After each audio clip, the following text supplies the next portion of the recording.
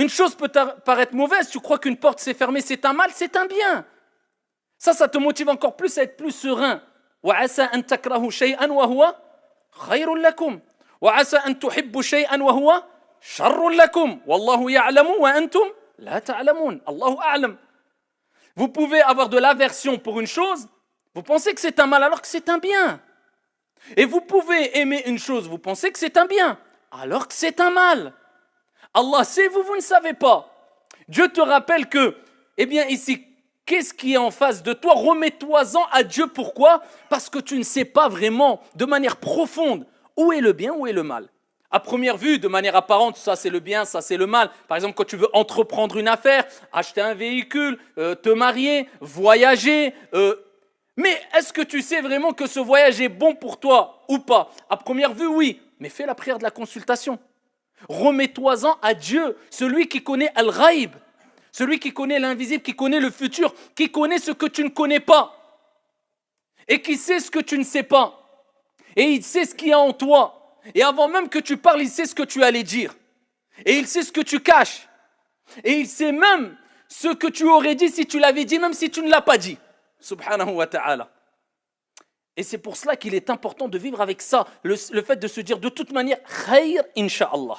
Il y a un bien, insha'Allah. On ne sait pas où est le bien.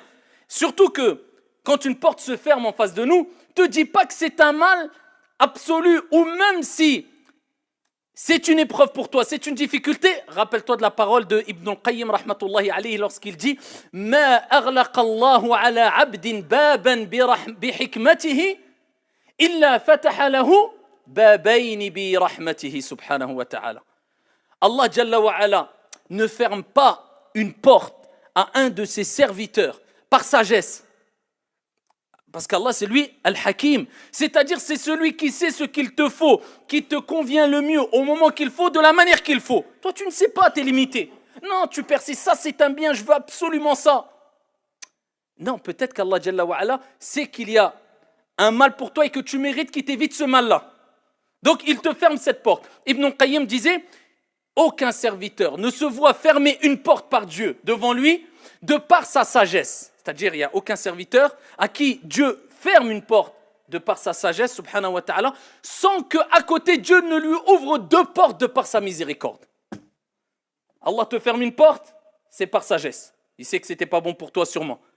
Mais à côté, si tu patientes et tu t'en remets en Dieu, à Dieu, et alhamdoulilah, tu es apaisé quant au destin de Dieu, eh bien sache qu'Allah t'ouvrira, Inch'Allah, deux si ce n'est plus, porte de par sa miséricorde, car sa miséricorde dépasse sa colère, subhanahu wa ta'ala.